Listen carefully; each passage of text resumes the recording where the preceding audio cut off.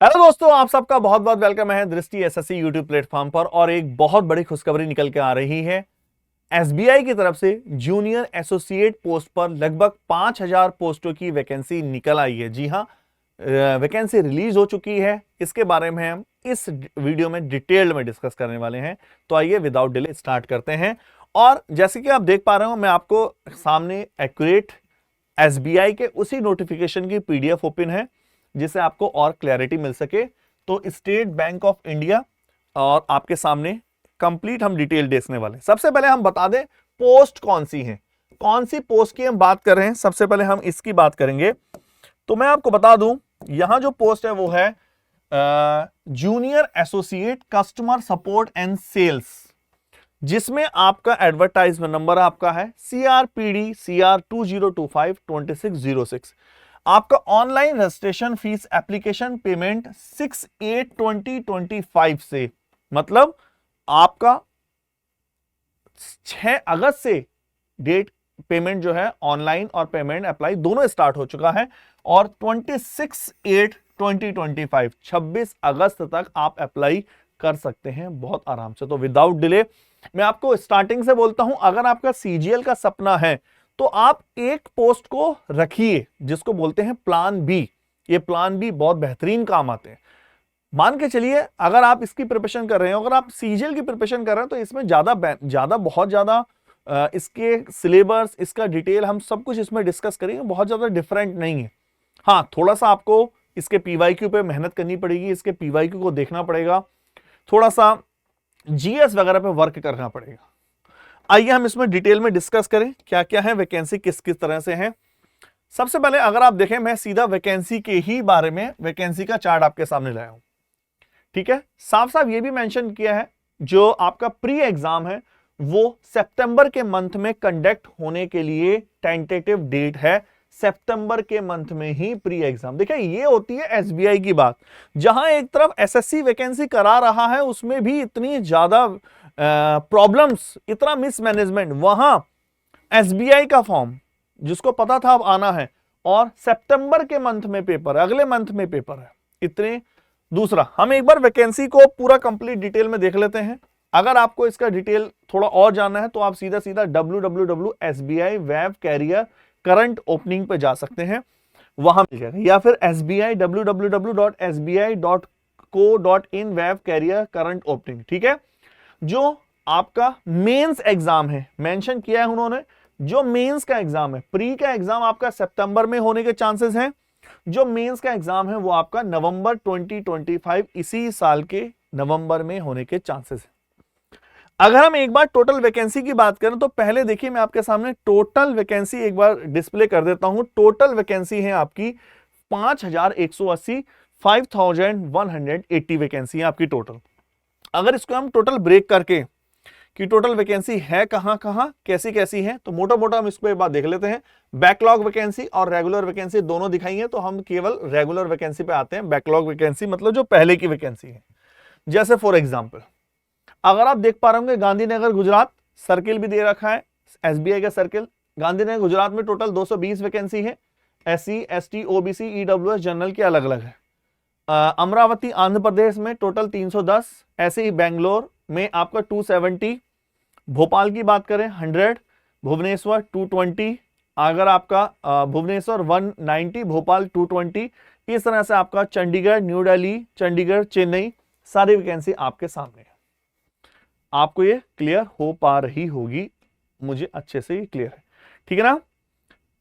इस तरह से आपने एक चीज नोटिस करी, सबसे पहले तो यहां पर एक कॉलम है लैंग्वेज का, और यही चीज हमने जो ओरिएंटल इंश्योरेंस वाला पेपर था वहां भी देखी थी, और आईबीपीएस में भी देखी थी। लैंग्वेज को जरा फोकस करते हैं, क्योंकि आपका काम डायरेक्ट पब्लिक डीलिंग का है, पब्लिक से डील करना है। तो आपको उसी मीडियम में, उसी लैंग्वेज जहां आप जॉब करना चाहते हैं, फॉर एग्जाम्पल आप आंध्र प्रदेश के लिए अप्लाई करना चाहते हैं, तो जैसे बेंगलुरु के लिए कोई अप्लाई करना चाहता है तो उसको कन्नड़ आनी चाहिए, भोपाल में हिंदी आनी चाहिए, अमरावती में तेलुगु उर्दू आनी चाहिए, गांधीनगर में गुजराती आनी चाहिए। इसमें ये इसकी रिक्वायरमेंट है। इस तरह से अगर मैं टोटल बात करें तो टोटल जो वैकेंसी है आपका 788, मतलब SC ST OBC टोटल ये आपके सामने है 5180। जनरल की वैकेंसी है 2255। ठीक है, आपके सामने ये टोटल वैकेंसी के बारे में है कंप्लीट डिटेल। और ये बैकलॉग की वैकेंसी भी उन्होंने दिखाई है। बैकलॉग की भी टोटल वैकेंसी अप्रॉक्स 810 के आसपास है। ठीक है, बैकलॉग मतलब पीछे की वैकेंसी जो बची होती है। चलिए, ये हो गया आपका वैकेंसी के बारे में इन शॉर्ट। आई होप आपको इसमें कोई भी प्रॉब्लम नहीं होगी। नंबर 2, हम क्वालिफिकेशन की बात कर लेते हैं कि हमें क्वालिफिकेशन क्या चाहिए, कौन कौन बच्चा क्वालिफाई कर सकता है, क्वालिफाई है इसके लिए। तो अगर हम क्वालिफिकेशन की बात करें तो ये 31 दिसंबर 2025 को काउंट कर रहे हैं, मतलब 31 दिसंबर 2025 तक आपके पास आपका प्रूफ होना चाहिए कि आपने ये कोर्स किया है। ग्रेजुएशन, सबसे पहले ग्रेजुएशन मांगा है किसी भी आपका डिसिप्लिन में, रिकॉग्नाइज्ड यूनिवर्सिटी फ्रॉम आपका, कुल मिला के आप ग्रेजुएट हैं, कोई परसेंटेज की वो नहीं है, केवल आप परसेंट वो है। फाइनल ईयर वालों के लिए लिखा है those who are in the final year या सेमेस्टर ऑफ देयर ग्रेजुएशन में आल्सो अप्लाई, वो भी अप्लाई कर सकते हैं, लेकिन आपको फाइनल प्रूफ जरूर देना होगा और आपको 31 दिसंबर 2025 से पहले पहले आपका ग्रेजुएशन कंप्लीट होना चाहिए, 31 2025 से पहले। ठीक है ना, आई थिंक ये आपको अच्छे से क्लियर हो गया। और देखते हैं हम इसमें एज क्राइटेरिया के बारे में देख लेते हैं। तो एज लिमिट हम ये काउंट कर रहे हैं 1 अप्रैल 2025 को, 1 अप्रैल 2025, 1 अप्रैल 2025। नॉट बिलो 20 ईयर्स, 20 साल से कम नहीं चलेगा, एंड नॉट अबव 28 ईयर, 28 साल से ज्यादा भी नहीं चलेगा। 1 अप्रैल 2025 के लिए काउंट कर रहे हैं। ठीक है ना, मतलब आपका date of birth 2 April 1997 and 1 April 2005 के मिड में होना चाहिए। 2 अप्रैल 1997 से पहले का ना हो और 1 अप्रैल 2005 के बात करना हो। अगर हम एज रिलैक्सेशन की बात करें, ओबीसी के लिए 3 ईयर एज रिलैक्सेशन है, SC ST के लिए 5 ईयर, PWBD जो कैंडिडेट हैं जनरल और EWS वाले उनके लिए 10 ईयर, और जो PW के OBC और SC ST हैं उनके लिए 13 और 15 साल आपके लिए ये एज में रिलैक्सेशन है। SBI भाई अच्छा खासा जाना जाता है, आप जानते हैं, जॉब एक तरह से सबसे बेस्ट है SBI में।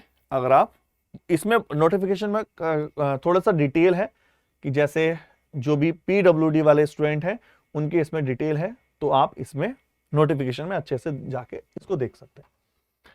आगे हम मेन पॉइंट पे बात करने वाले हैं, सर सिलेक्शन का प्रोसीजर क्या रहने वाला है ये तो बताइए। यही तो मेन पॉइंट है, ये है मेन पॉइंट कि सर आखिर सिलेक्शन किस एग्जाम के या उसका प्रोसेस क्या है।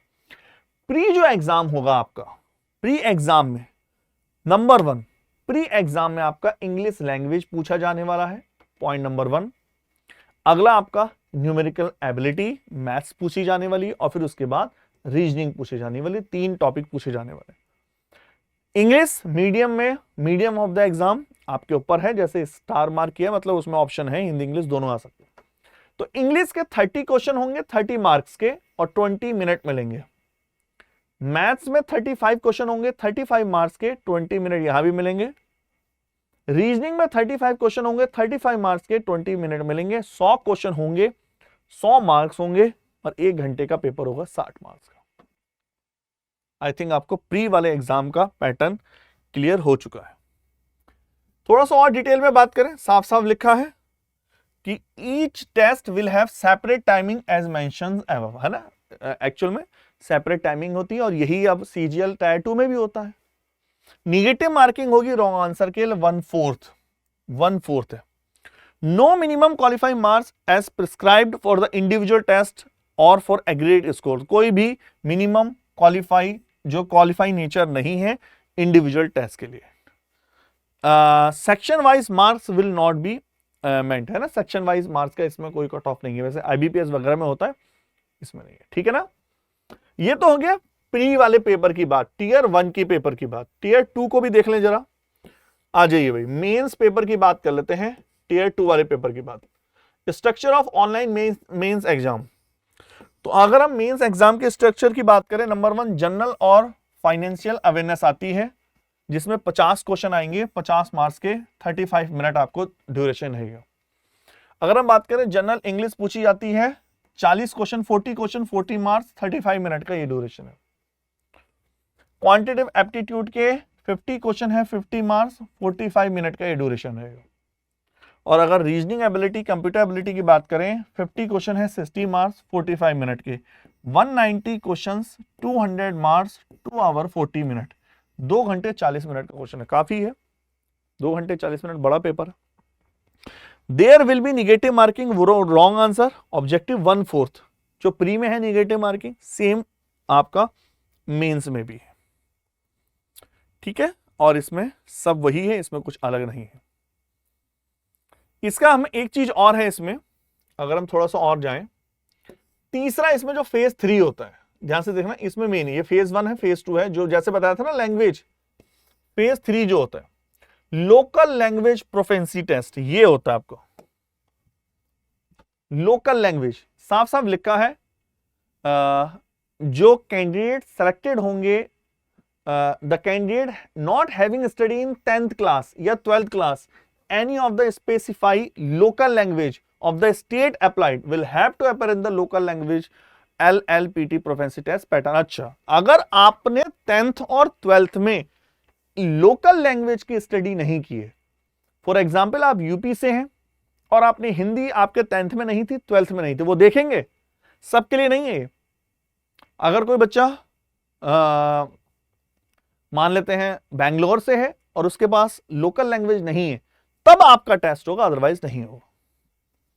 नॉन वर्बल टेस्ट होगा, ऑब्जेक्टिव होगा, सब्जेक्टिव होगा, 3 पैसेज आएंगे, 3 ऑब्जेक्टिव सब्जेक्टिव के, 15 क्वेश्चन होंगे, 15 मार्क्स होंगे, टोटल 15। वर्बल टेस्ट होगा, इसमें 20 मार्क्स के, ठीक है। ये भी अच्छी चीज है। आई थिंक ये आपको सबको क्लियर हो पा रहा है जो यहां पे बताया।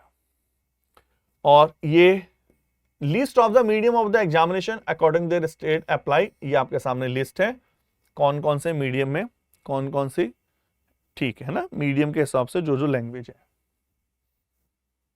चलिए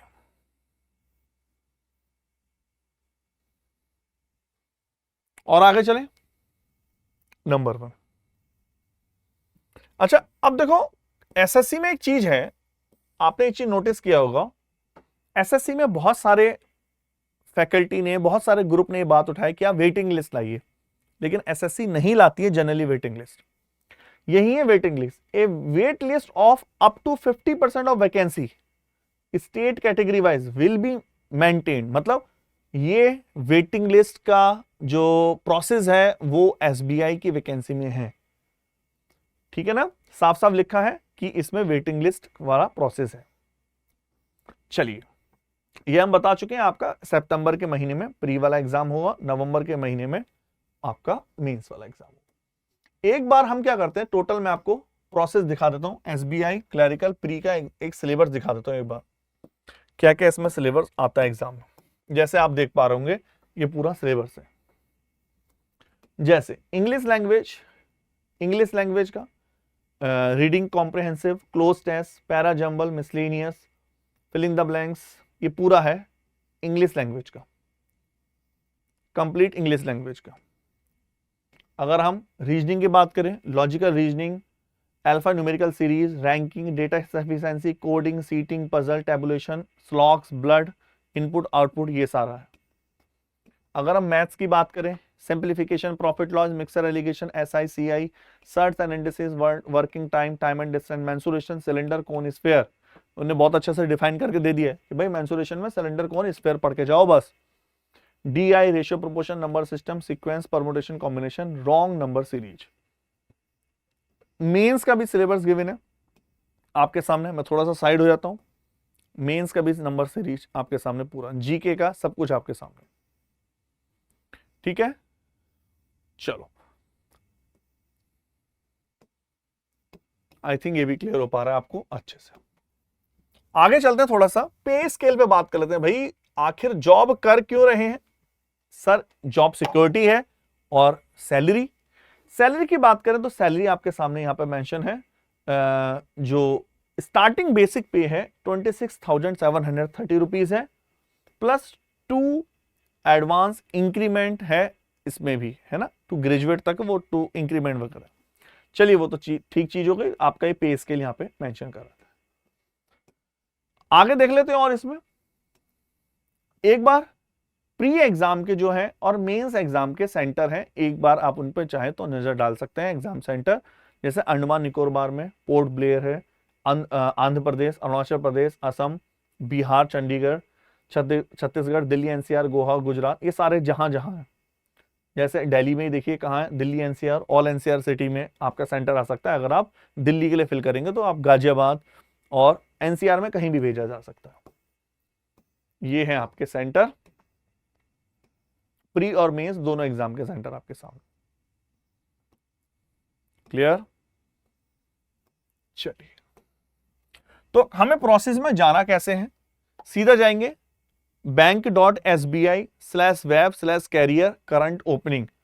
उसके बाद स्क्रॉल डाउन करना है, क्लिक करना है रेस्पेक्टिव एडवर्टाइजमेंट पे, डाउनलोड एडवर्टाइजमेंट CRPD CR 2025-26 और सीधा सीधा आपको अप्लाई कर देना।